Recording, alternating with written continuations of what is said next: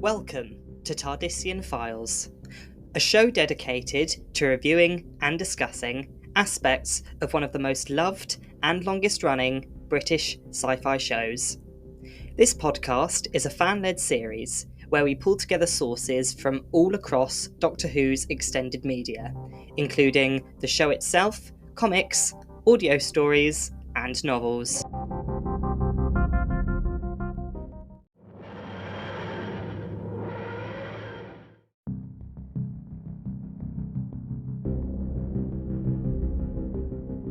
In today's episode, we will be discussing how the events of Silence in the Library and the Forest of the Dead would have been affected by the Doctor not meeting Donna Noble for a second time. Without further ado, let's get into the scenario. So we start off with the 10th Doctor arriving in the library, as he did in the original timeline, having received ominous messages on the psychic paper summoning him there in the 52nd century.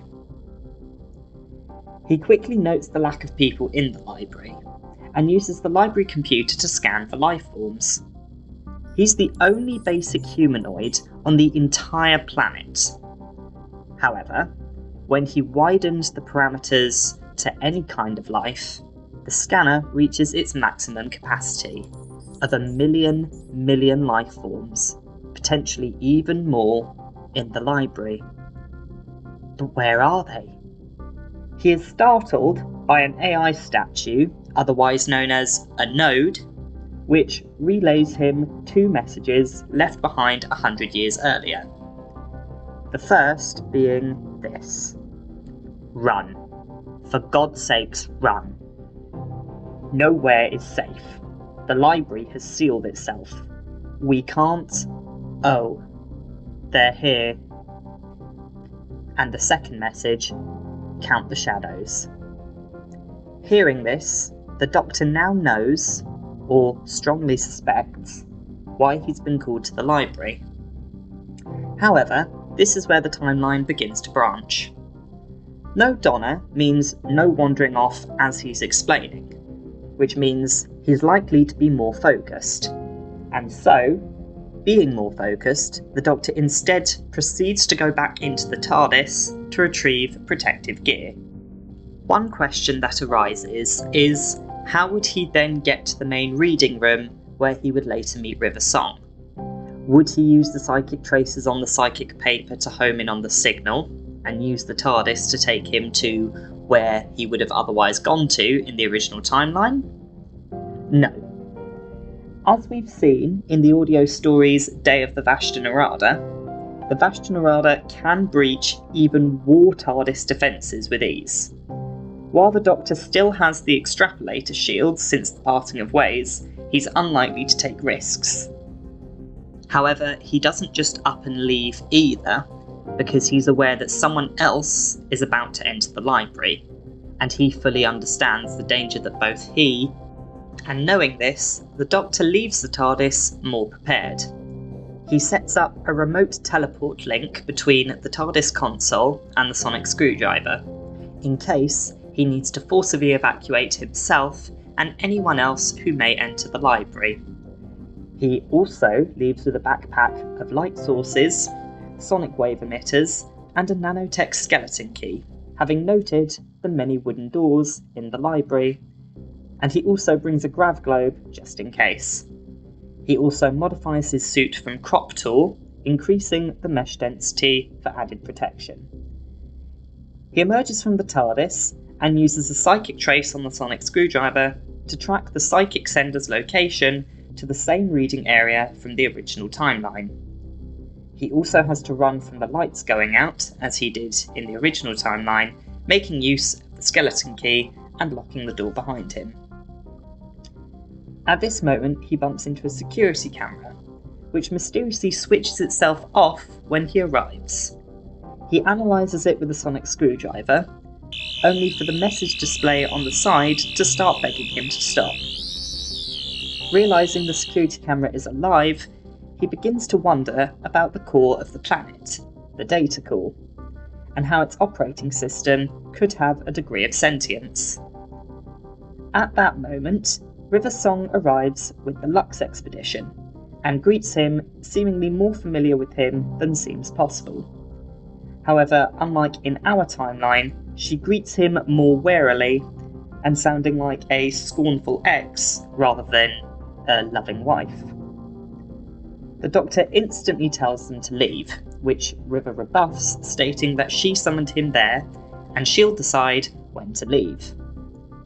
The expedition introduces themselves as Dave, Other Dave, Miss Evangelista, Anita, and Mr. Lux, funder of the expedition and proprietor of the library through his family company. River tells everyone that she summons the Doctor and they need to follow his safety guidance. Still confused by River's familiarity of him, the Doctor orders everyone to use the light sources he has on him, and any ones that they've brought with them, to create an area of light pointing outwards and to keep their helmets on. And most importantly, stay in the light. River assigns members of the team to do as the Doctor says, and with Mr. Lux protesting, he states that neither the Doctor or River have signed NDA forms from the Lux family company. River fobs off Miss Evangelista's attempt to get them to both sign, saying the Doctor will only break the agreement, like always. Now offended, the Doctor demands to know who River Song is, which she scoffs at, thinking it's an act. When Mr. Lux and Miss Evangelista leaves, River pulls out an old diary from her bag and begins asking the Doctor which events he remembers. Massacre of the Byzantium? Nothing. Ragnarok of Asgard? No bells. River double takes for a moment, realising that the Doctor looks young, or at least the youngest she's ever seen him. She suddenly looks as though she's realised something and asks the Doctor, in all honesty, if he knows who she is. She looks absolutely shattered and devastated when he says that he does not. They're distracted when one of the expedition team members activates a nearby computer. The chime on the computer sounds suspiciously like a phone. The Doctor tries a different method with the computer to contact the data call. Instead, the team are met by the sight of a very confused little girl who asks them who they are and if they're in her television. After a brief conversation, the signal is lost, the Doctor unable to find out anything other than the acronym CAL, CAL. The Doctor tries to ask Mr. Lux, but the man refuses as the Doctor didn't sign an NDA. Just then, books start flying off the shelves, seemingly of their own accord, frightening everyone, especially Miss Evangelista.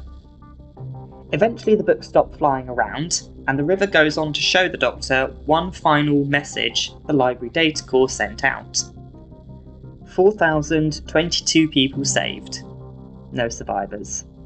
Thoroughly confused, and pondering the snippets of evidence they have, the team wonder why they have not yet found any bodies.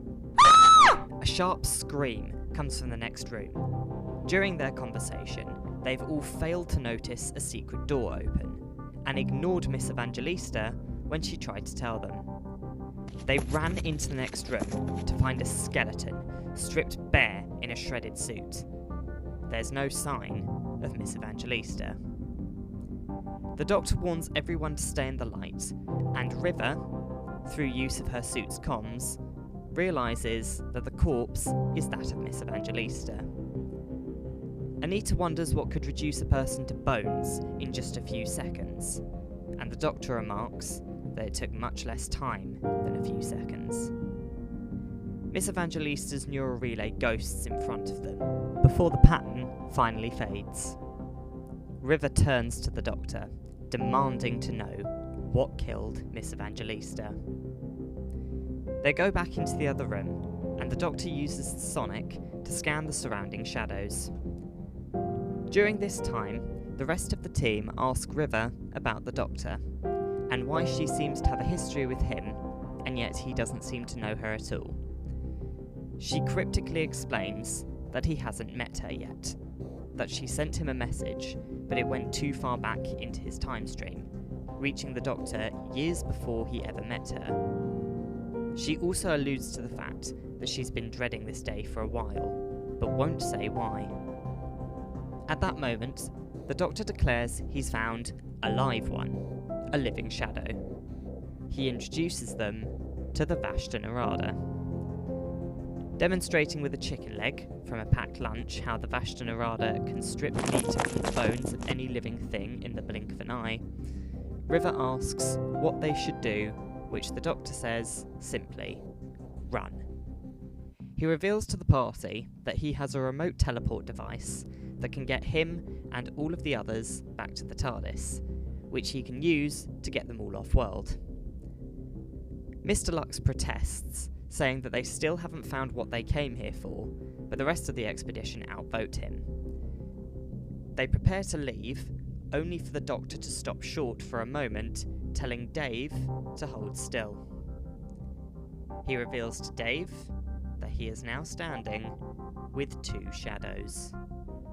He explains that one is infested with Vashta Narada, and that they have latched onto him as a food source to keep him fresh. The Doctor and River then both agree to increase the suit's mesh density by 400% to keep the Vashta Narada out of their suits. At this moment, the Doctor sees that River has what appears to be a more advanced version of his sonic screwdriver, leading him to become suspicious. The Doctor takes River to one side, with Mr. Lux insisting on being there too. They talk between them, wondering how they're supposed to get Dave back to the TARDIS in his current state. They cannot risk bringing the Vashta Narada on board, otherwise they will merely be released into the ship and kill them all. They then return to the group, only to find that Dave's second shadow is now gone. Dave's relief, however, is short-lived, as the Doctor tells him to once again hold still. The Vashta Narada never just give up. As the Doctor confirms that Dave's current shadow is benign, Dave suddenly utters the chilling phrase, "Hey, who turned out the lights?" He turns around, and the visor of his helmet is pitch black. After about a second, Dave's body convulses, suddenly in the suit. At first, it appears that Dave is fine. He even says so. But the team soon realise that his responses are coming from his neural relay, not from his mouth. He's ghosting. The Doctor tries to see under Dave's visor, but the suit suddenly lunges forward and grabs him. Dave's skull can be seen inside the helmet now. River shocks the suit with her sonic screwdriver, releasing the Doctor. They stumble back from it. It's the swarm.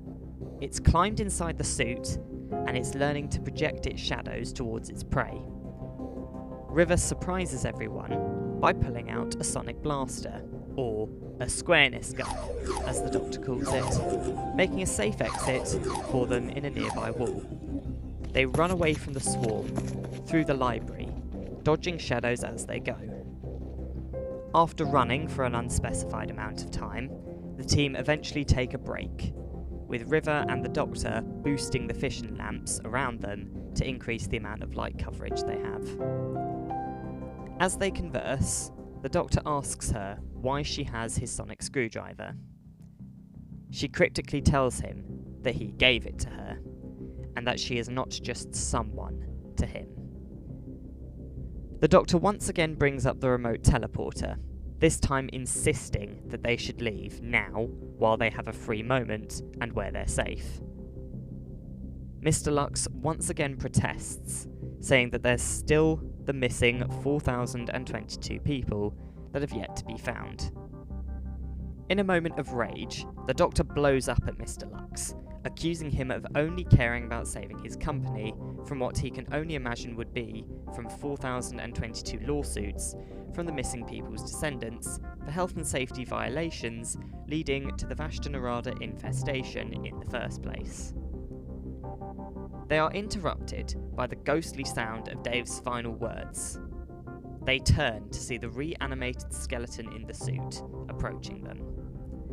They turn and find that their entrance is darkened by the swarm. In this timeline, the Doctor is done running. He's fed up of Mr. Lux and of River Song. He activates the teleport. For a moment, everything seems fine. The teleport sends all 5 of them to the TARDIS. The Doctor can see the console room, but just as he feels himself becoming tangible again, he and the other members of the team start convulsing in pain. The console room fades from view, and the last thing they hear is a robotic voice saying the following: 5 intruders saved. No survivors.